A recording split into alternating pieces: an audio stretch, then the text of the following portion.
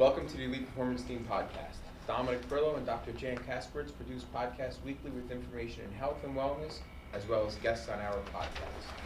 If this is your first time listening, thanks for listening. If you like our content, you can find more information on Facebook or subscribe to us on YouTube and iTunes. Today we have Daniel from NewBreed Fitness in Lodi, New Jersey. How are you, Dan? I'm great. How are you, Dominic? Very well. Tell us a little bit about yourself. So, I've been in the fitness industry basically my whole life. I started my first gym. I rented a garage, didn't even have a car at 15 years old. The neighborhood kids would work out in there. I had a power rack, Smith machine. So basically I started from the time I was a kid. And then I would go on to do martial arts for a long time. And then my partner Iliana and I, about 15, 16 years ago, started our first gym together. Good stuff. Yeah, we actually went to go visit your gym the other day, and we found it very, very motivating. Walked in there, didn't know what to expect. We're like, whoa, look at the size of this place. And then we were talking before the podcast too, how Dom, not to say you're against CrossFit, you're just not into the whole high intensity training. But we were in there, we were both like, whoa, this is something that we want to do. I wanted to work out. Yeah. And there goes that stutter. Yeah. So yeah. I like running. I like endurance. Mm-hmm. That's what I like. The high intensity stuff, I'm not against it. I function better the longer I go. And endurance is just, I feel that I have more of the slow twitch fibers, and that I do well. I recover quicker, and so on and so forth. And being there, I was saying to myself, well, I wonder how I can fit this into marathon training. And the truth is that I shouldn't, because I'll wind up getting hurt.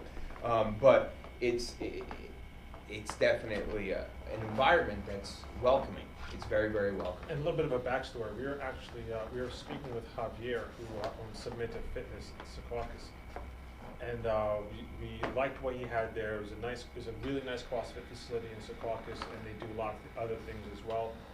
What we really liked is the fact that he had Maces, because not many people around here do use Maces for anything, and it's a fantastic tool. And then he's like, our instructor does Maces. So we actually went, we did a podcast at Submit Fitness in Secaucus. We had a great time doing the podcast with their instructor. And he was like, listen, if you want to learn, or if you want to know anything about Maces, or the true way to actually train, go see Daniel. So then we're like, all right, let's go see where we can find Daniel. And then he's like, we actually kind of like trying to pique his interest into teaching us about Maces, and he was like, no. Go see Daniel. Daniel's going to answer your questions. If you want to get trained, go see Dan. So, props to you. Wow.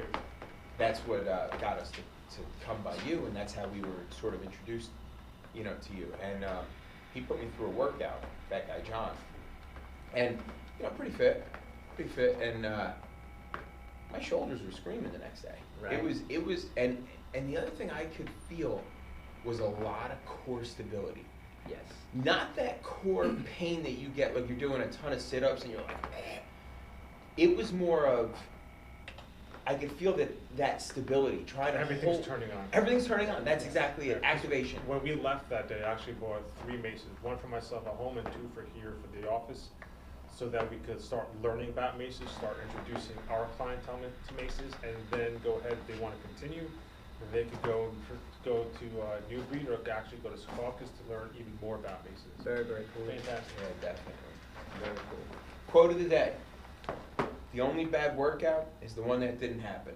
Doc, what do you think about that? It's good. It's relevant too, because yesterday I was supposed to do a pretty heavy workout. Brain just wasn't into it. Was a little fatigued, so I'm like, instead of just not working out, I just focused. Instead, I'm just doing some movement stuff. Instead of doing a half-ass workout with poor form, I grabbed the bar, I grabbed some bands, and I was just going through some movements. I have a power plate in my house too, so it's just doing a lot of mobility stuff, doing some basic core activating stuff, and just called it a day. So I still got some good functional activity out of it. It's not the workout that I wanted to do, but I still got the workout in. How about yourself? Dan, what do you think about that quote? I like the quote, and to jump on Dr. Jan's answer, if you don't mind. Sure. That's the right thing. Get to the gym, get something done, and you'll wind up getting more done than you thought you were going to do. Yeah. Just get something done. You might not be feeling like doing your regular workout, your regular however many miles, 13 miles, 15 miles, right? But if you get there, get some type of work done, mentally too, will keep you accountable, keep you going. Totally agree to both of that. And you just feel better. Even just the movement, you just feel better. And I think the hardest part sometimes is just actually getting there and then starting. Yes. Right. And then once you do though, I find most people are then they're more more happy, they're better, the day is better. Yeah. If you get that first 5 minutes in, that's going to get you to 10 minutes, that's going to get you to 15 minutes. You get 15 or 20 minutes of good work in, you'll be better than not going at all. And I think people get this thought in their head where I have to sweat, I have to be sore, I have to have this happen or this wasn't a workout. You know, I totally disagree with that. I ran 20 miles this weekend. It was a little bit sore the same day, but I didn't stop. My wife was sick, I think it's the flu. I had the kids all day. I wanted to get them out of the house. I took them fishing. We went shopping. We went and got food. So I wasn't stopping all day. I was continuously moving, and I could feel that soreness kind of just, I probably should have rested a little bit, you know? The next day I wasn't sore. So was that 20 miles null and void? It's Right. not, right? Yeah. There was certainly a stress to my body, an adaptation that occurred, but I wasn't sore. So, and I think people get that. Do you agree? Yeah, you know, we try to, when we do our programming, we try to do it so that, you know, like stairs, we have our hard work, but then we're gonna drop down a little bit. We still wanna get something done, we still wanna get blood flow. We feel that that's gonna help the recovery, not hinder it. Yeah, I totally agree. Doc, Yeah. what do you think about people who think they need to be sore and sweaty and? No, I think it's, we have a patient, we won't talk about names, always going 100% every single workout. Makes no sense. And just also to go back to what I was talking about, yesterday I just did some movement stuff, and then today I did pull-ups, I did deadlifts, and I did some like close grip lat pull down. I don't want to get a tattoo this year, so I'm trying to get the back a little bit wider. Oh, yeah, yeah. Of course. It's gotta look good. Yeah, you know, so because I basically was able to work out yesterday lightly, and I basically saved a lot more of my energy for today. I had a fantastic workout today. But I agree with you. I don't think you need to work out 90% every single freaking workout.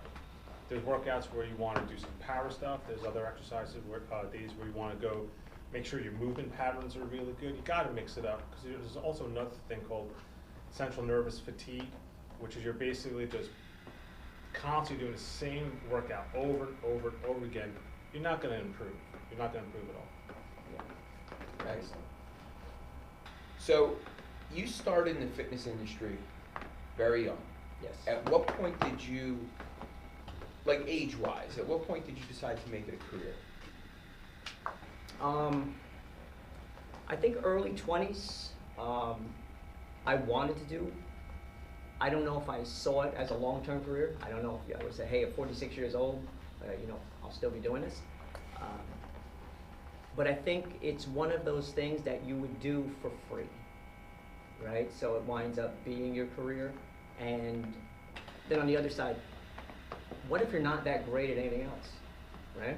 Right. You always find out one thing that you're good at. And I was lucky. Coming up, my brother's friend, my brother had an older friend, Tony, and he was a bodybuilder, and he would train guys, and I would go and I would watch him train people, but I was only like in 6th, 7th grade, and here's these big guys, and he even trained some of the Mets players at the time, and he was the only guy that I ever saw make a full-time career out of personal training. You know, most it's a part-time gig until you get through college or whatever. So I would peek in, and then one day he's like, Danny, when are you gonna train and just stop staring at us? So I'm like, ooh, you know, I don't want to bother you guys, you know. So he come 4 o'clock, and I'll train you before I start, everybody. So, you know, he did this for, God, 2 years. Taught me about nutrition, very smart guy. And back then, even with all the science now, the stuff he told me back then, in 1980s, you know, Bruce Springsteen blaring in the background, still holds true today. Yep. I mean, this guy was such a smart guy with the nutrition and basic exercises. And he becomes a big part of my story because, you know, he teaches me all this stuff back then, and then fast forward, Lily and I have our first place, you know, and I'm teaching jiu-jitsu at the time, and I'm grappling, but every 2-3 weeks my back's going out. And, you know, I'm still doing a basic bodybuilder workout, you know, I'm still doing bench press and pulls, and he winds up walking in. I hadn't seen him in a decade. Ends up walking in, and I'm sitting there holding my back, looking at the time, saying, I got another client coming, you know, get me some Advil. And he comes in, and I'm going to say this is 12, 13 years ago, and says to me, what's wrong with your back? I keep hurting it when I'm, oh, what's your workout look like? Oh, the same one you showed me back in 1986, you know? So he goes, in the next few years, you're going to hear a lot about functional training. He said, it's going to change the industry. It's going to change the way you train. And, you know, basically broke it down nicely that you're not hurt, you're just weak. You know, you don't work those muscles the way you're supposed to be working them anymore. And the ones you are working are making other ones tight that shouldn't be tight. So he introduced us way back, it's well over a decade ago, to functional training. Lily and I are doing one-legged touches, and at first I'm like, this is baby stuff. Like, what is this, you know? Planks. No one was doing planks back then. Everything was just weightlifting. He gave us a list of names. He said, you check out these names. They come out with a product, you buy it. They go to a seminar, you go to it. He said, this will change how fitness is done over the next decade. And that really pushed us in that direction of functional training. That's interesting. And it's so true. He had insight, because that's really where a lot of it's going. Yeah. It has been going and is still going. The gyms, I mean, you're never going to lose your gym rats, right? They're never going to end that. Yeah. But for sure, more and more people are seeking ways of moving better, as opposed to, I don't know, that ego. Are we starting to? So you're always going to have the guy who wants to look great in his shirt, right? You're always, and especially in the younger age, when you're coming out, when you're 19 to 25. That's going to be straight lifting weights. I want my chest bigger than my stomach. I want some big arms. So you have that guy that wants to lift heavy. I'm always going to have my endurance athletes on the side. My goal is if I could pull them to the middle. I think the monster lays in the middle, you know? I want a guy who can lift decent and can run a mile without having a heart attack. Okay, that would be great. But now I think where we're really pushing is, and because I saw your star on the floor here, can we move in all planes of motion with load? If you could do that well, I think the sky's the limit. Because what we're seeing is people, they're loading without being able to move. Yes. Yeah. Or then we have a couple patients and clients that they're doing the bodybuilding kind of workouts, and then they're complaining of low back issues. And I think what you said it sounded really good. You're not hurt, you're just weak. But then when you're not hurt and weak, then you start having pain because you're not using the right muscles, because you're sitting in a machine or you're sitting on a bench and those muscles aren't activating, creating that stability. And even a step further, because we were talking about breathing before too. Yes. With Wim Hof, for example, people don't understand that your core is not your abs that you see, it's your obliques, the muscles on the side, your diaphragm, and your pelvic floor. So even if you don't breathe properly when you're working out and you're not taking in deeper breaths where your diaphragm drops, that's a main spinal stabilizer as well. So if you're holding your breath's okay, but if you're taking very shallow breaths, you're not getting that stability. So besides even just being able to do a squat per se, you want to make sure you could first squat, you're breathing properly before you even start loading. So yeah, and that's the thing, we see a lot of people still doing the bodybuilding workouts and they're like, I don't know why I'm still getting hurt. I've been doing bodybuilding workouts for 20 years. And what Dan said makes total sense. You're strengthening these repetitive muscles and not the others. So those muscles are completely overworked. The other ones are underworked, so they're becoming, these are becoming tight, those are not becoming tight. You have a tug of war essentially happening in your body. Absolutely. Which I'm guessing that's what you guys deal with a lot with people with pain. Is overwork things, whether it's their job that they're overworking, if they're getting out of the car on the same side like police officers, or this. You're overworked in one area. Sometimes people overwork in things because they want to look good, and they're hurting other things. We had touched on when we were talking before, proprioception. Yeah. So if we agree that proprioception is how your brain communicates with the rest of your body, like that's the language it's using. If we look at it in that factor, my client that just wants to lift weights and do their major 3 lifts, that's one type of education he's giving his body. So, I'm not going to expect someone to do well in life if they've been reading Dr. Seuss up until they're 45, right? We need other education. So if we're going to have our brain feed our body, and now the more science we learn, the brain has so much more to do with what we thought originally. We need to feed it better books, better movements. So movements being the books, we got to go above and beyond, 4th grade reading level. Not to insult people like that, but that's one piece of the pie, but it's a small sliver. You follow Great Cook at all? I do. Yeah. Yeah. Phenomenal. Absolutely. Brilliant. For the 4 pillars of human movement that he really down, and then one of his disciples was Juan Carlos, who I mentioned before.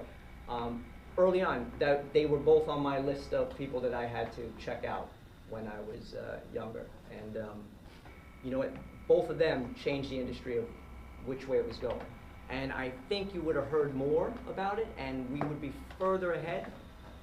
But when CrossFit came, people kind of confused CrossFit with functional training.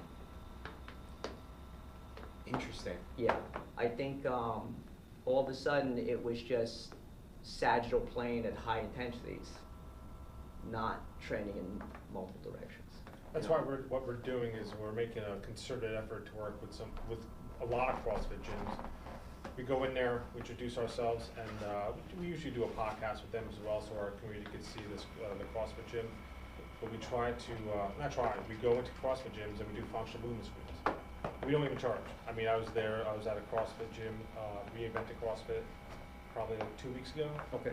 And I think I did 15 FMS screens in about 2 hours. I was basically pumping them out, and then giving people a really quick report of findings, like what we found. Then we send out an email, because that's the thing. A lot of people do CrossFit, and at the same time we're doing these workouts of the day, challenging, and sometimes people may not have the stamina or the muscles endurance to be able to get through it. But then I see sometimes people squatting, and they can't squat without a bar, and that's one of the great things of the functional movement screen. Now the thing is, I was pleasantly surprised that when I went to Reinventing CrossFit, everybody kicked ass on the FMS screen, which is fantastic, which tells you a lot about their trainers.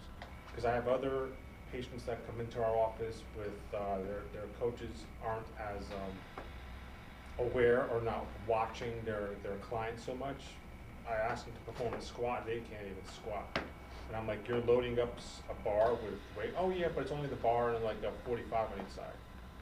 I mean, you can't even squat onto the toilet, and Yeah. so you're putting weight on it. Yeah, so it's huge. I thoroughly enjoyed Great Cook, and that's one of the things that we try to focus on with all our patients here. Once we get them out of pain, we do a functional movement screen. Dominic picks out any other issues they may have, and then we strengthen that, and then you can go out and do your CrossFit stuff safely.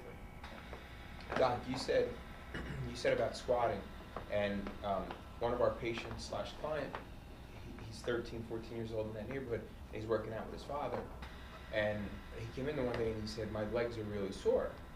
I said, is that from the sports you were playing? Or he said, no, I did legs yesterday. I said, oh, okay, good for you. What exercise did you do? I did deadlifts and I did squats, and he said something else. I said, are you back squatting? And he said he is. I said, okay. So I handed him a very light, one of those stick mobility things. It weighs nothing. Put it on his back. Let's show me how you squat. And the form was so terrible. And I'm not saying that I know it all, or the way I tell you to do squats is the right way. But what I can tell you confidently is that if your spine is not straight and you're loading, that's bad. Yeah. Right on your point, Dominic, is we have a thing like, I don't barbell back squat in my gym, because I could find that I could give someone 315, and they can do it, but they can't do two 36-pound kettlebells in front of them. That's a problem. It's a problem. That's a tremendous forward lean, and basically they're using their spine as a Exactly crowbar. right. They just have a strong spine. Yeah. You know, just because you could do it doesn't mean you should be doing it. Exactly. Yeah. The front squat, though, you talk about a front squat. There's a whole ton of other things going, core activation and trying to maintain that stability. I personally, as much as I can, I tell people, try front squat. Yeah. It's so much more challenging, and the other thing I like about it is if you get in trouble, it's a lot easier to get rid of the bar. Yeah. It's a lot easier to get rid of the bar. Absolutely. Let it come right, whoop, Yeah. there we go. And yeah, so totally, I 100% agree with that. And with the back squat, people have lack of shoulder mobility, so they're not able to get back. So what happens, the shoulders, elbows come down a little bit, the back arches, they want to look up to the ceiling to get up there, right? And it's, Yeah. and the spine's not organized. Yeah, and it starts to, you know, as we get later in the set, kind of looks like just a really painful good morning, rather than Then rather than squat. the squat. Yeah. You follow Kelly Starrett at all? I know the name. I don't follow his writings or anything. but- Okay. He does CrossFit. He's a big CrossFitter, San Francisco CrossFit.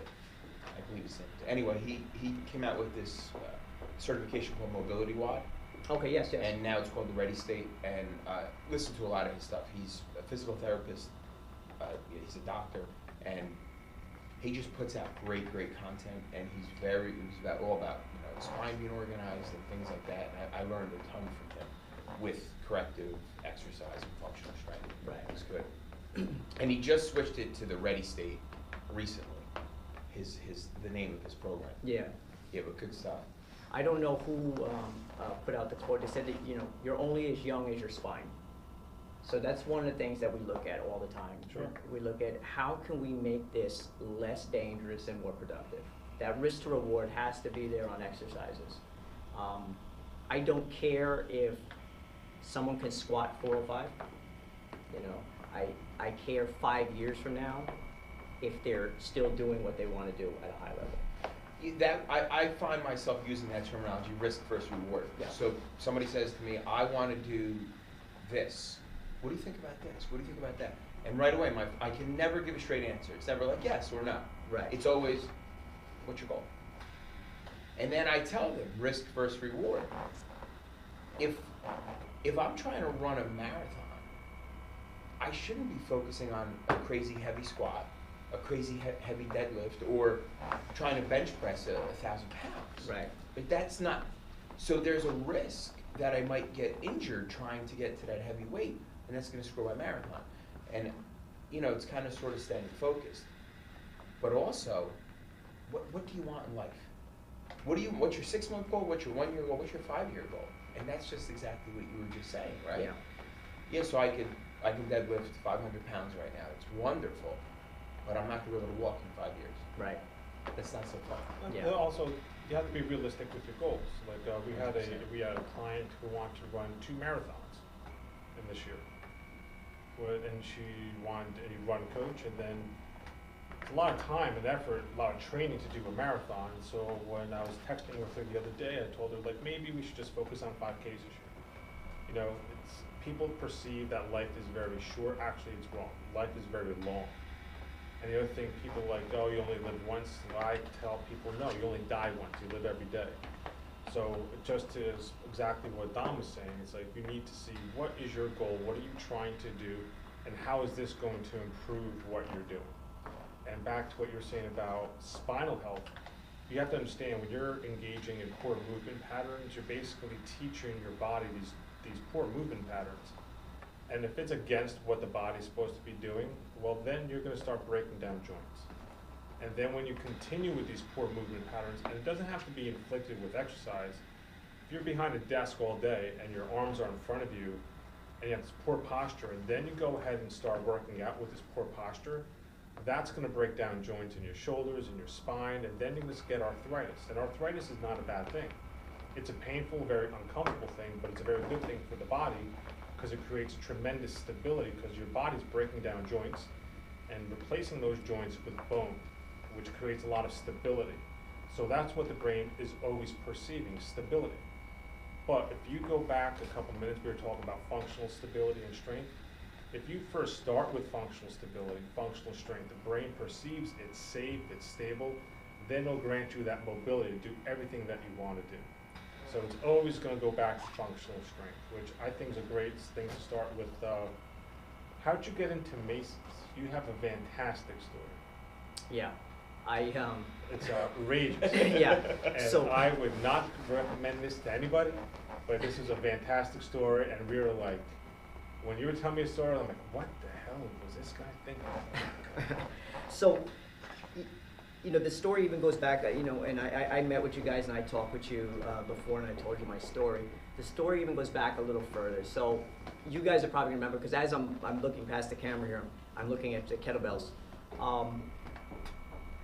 Almost to the date, I think it was February 2000, so almost 10 years ago, ACE came out with the first study on kettlebells. I don't know if you guys remember, it was how beneficial they were as opposed to just regular exercise. They burned 3 times more calories.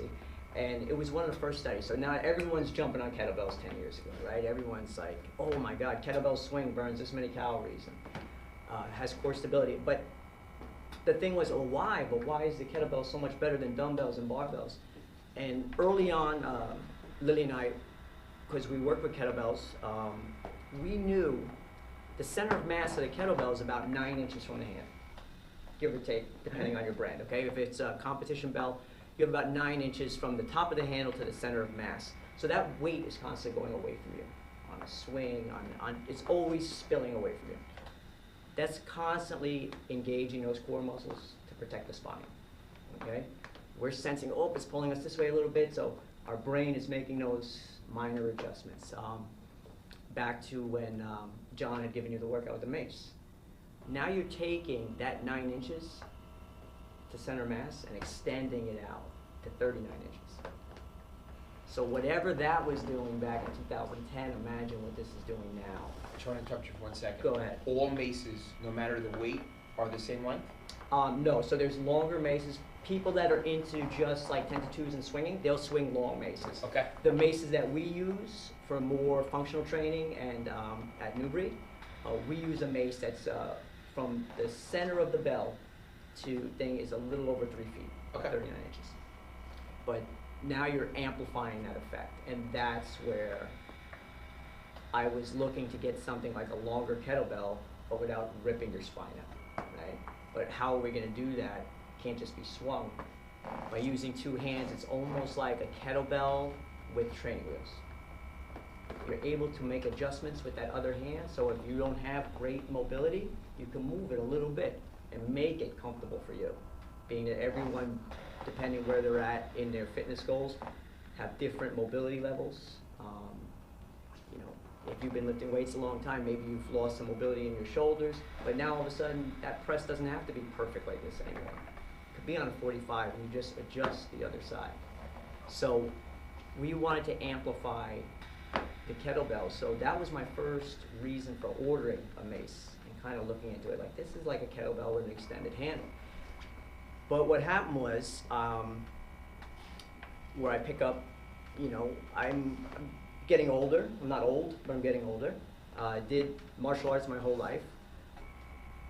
I noticed that there was a guy, Sonny Mayo. He was a world champion stick fighter. I fancied myself a good stick fighter, so I wanted to know what it was like to fight a world champion stick fighter. So this is what I do in the morning when I'm not working, right? So before I go to work, I email him and I say, listen, would you be willing to do a seminar, and I would like to spar with you. And he was so taken back with the thing, he sent me a video of him beating somebody up with a stick and said, is this what you want? Just to make sure. Just to make sure. I wrote, yeah, that's what I want. You know, that's what I want. Yeah, I want to get my ass kicked. Yeah, I want to see what that's like, you know? So, you know, some people, you know, like going out to dinner and a movie.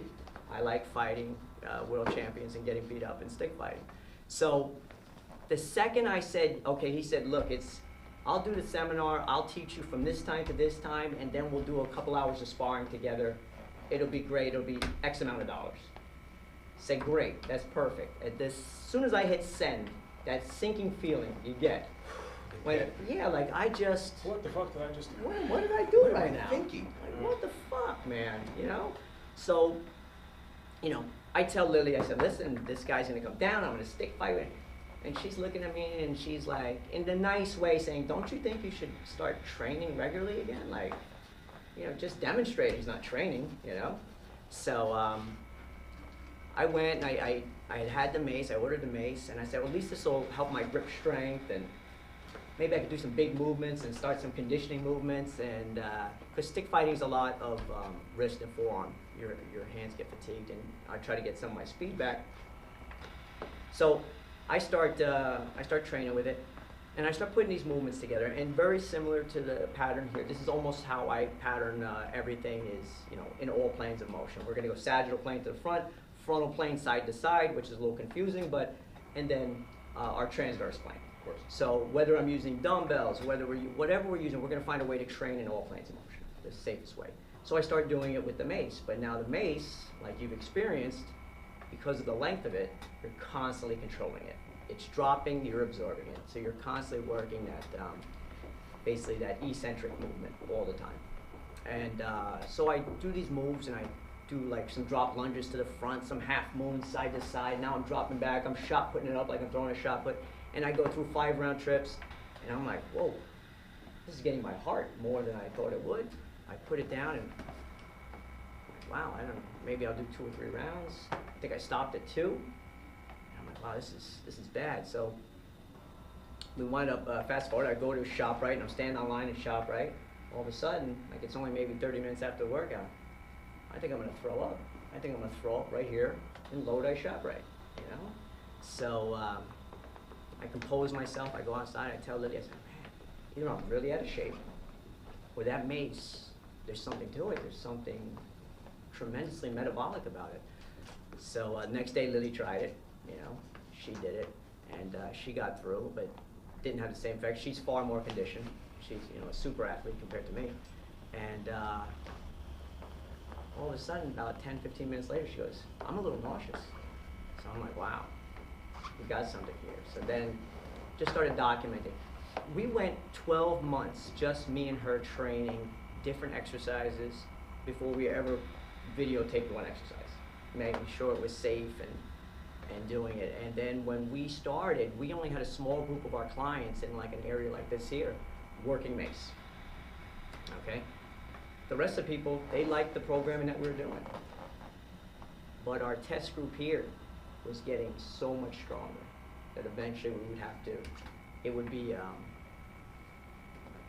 liable for me not to have put it in because they were getting stronger in all range of direction, and the metabolic effect, the fat loss, is tremendous with it as well. I think it's so customizable because basically you could do it. You could have changing the grips of everything too. You could actually increase the amount of your center of gravity could come out further, come out closer, to create more stability, be much more challenging compared to a kettlebell. Yes. Yeah. So there's so much more you can actually do with it. Yeah. Absolutely. You nailed it. I mean, the ease of use to get somebody doing a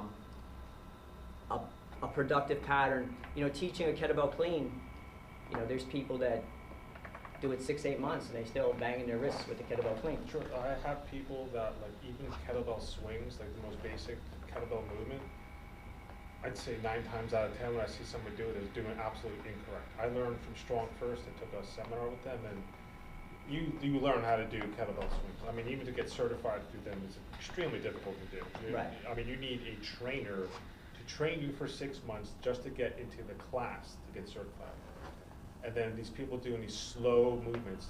Kettlebell swing is more of a ballistic movement where you're really snapping and popping from the hips. But with the Mace that I noticed, it's much more. It's like a choreographed movement. It's especially when Dom was doing it with John, it was kind of like a freaking dance. It's fantastic. Yeah. And the interesting thing, Extremely dynamic. Totally. Much more dynamic than kettlebells. absolutely, 100%. Even with the Turkish getup, which, I mean, when I learned to do the Turkish getup, it took like 30 minutes for the instructor just to teach us how to get the kettlebell off the floor onto your chest properly, and to get into the first position. Right. Instead of just watching the YouTube video and trying to do the whole thing like within 5 minutes. What I thought was really interesting was that a slight choke up, like you would with a baseball bat, right? The baseball bat's a little too heavy, a little too long, you choke up a little bit, you get an easier, faster swing.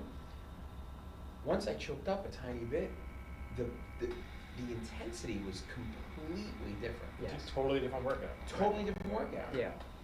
And holding the holding the mace straight out in front of me, if I choked up, there was nothing there. There was no resistance. And then when I went to the bottom, it was like, oh my God, that's crazy. Yeah, it is. And when you start to go through these patterns and you're controlling these patterns, we had talked about the neurofeedback. There's signals being sent every second. Right. There's never a point where it's like, I can kind of go through this movement and not think about it. And I think that's where the magic really comes in, and that's where the gains come in. When I started it for the stick fighting, I had an expectation that was this big. You know, I was very narrow thought that I wanted it for. I just didn't want to die, right? I didn't want to get, destroyed. I wanted to do at least halfway decent. But what came out of it is not only lean mass gains that you wouldn't expect from something like that. You expect lean mass to only come from heavy lifts. But the weight, like you said, when you change your grip, that falling load, if you're using a 15 or 20 pound mace, that's not 15 or 20 pounds anymore. It's certainly not. Yeah, so it has that heavy lifting component to it. Moving the feet, Doc used the word dynamic. We call it dynamic base. We want everyone to have a dynamic base. You want someone not to get hurt on the field, dynamic base. You have to move with load. So, and people be like, well, but when I'm running, I don't have load. Yeah, but when someone's tackling you, Now you you just immediately have load, okay? So we need to get used to that. So we'll have people like in a star like this doing skaters in all directions, but they got to keep that mace, in that flag position. So we're getting more athletic. We're getting the metabolic effect of moving with load, and we're getting the strength component all in one. So. And the other thing too, with a 10-pound mace, you really don't need more than a 10-pound mace for months. For a lot of stuff, yeah. Because it's like, you're not going to go from a 10-pound mace to a 20-pound mace, because that's a massive difference. Yes. Huge difference. Just by changing where your hands are. I have a 10-pound mace at home. Just by changing your grip, it's a completely different weight. So I was thinking, do I get the 10, 20, and 30? And then John told us, no, you just need the 10. You're going to be sticking with the 10 for a while. Yeah. There's a lot you can do with that 10. It's so much, and we have a saying. We say you could drop someone from an airplane in the middle of nowhere with a mace, and they'll come back fucking dangerous, right? Right. Because with a little creativity, you can train from head to toe. Now imagine we've been doing it in our. Man, this thing getting so tight, man. I can barely talk. Is it? No, it's all right. Okay. It's all right. Dominic's fucking my legs up over here. So, anyway, we've been doing Mace in our classes now for almost 5 years. That has been a regular part of our programming. So you imagine these guys that started with a 10, but now do the whole routine with a 25. That's huge. So those gains are tremendous. But they're controlling it. They're not swinging. They're controlling on each movement, and those guys are monsters now. Like you see that carry over into everything. Their regular lifts, everything. How they run, how they move, how they decelerate and change direction. It really, it is the next, what we believe, and this is totally biased because it's coming from me, what we believe is the highest level of weight training. And I like what John told us from Submit to Fitness. He goes, he just sometimes carries a mace in the trunk of his car, and he'll go for a mile walk, and then he'll go ahead and just, while he's walking, he'll do a whole bunch of mace activities, mace movements while he's walking. So this way he even makes it more dynamic. Yeah, like loaded conditioning while you're moving, yeah. Which is what I plan to do this year down the short. I'm going to be take my mace, walk down the street, see who freaks out with me walking around with a 3-foot stick with a 10-pound weight at the end. See if the cops get called. I can't wait till the cops stop. Yeah. It's gonna be great. There you go. So that's where you see the fitness industry going? So yeah,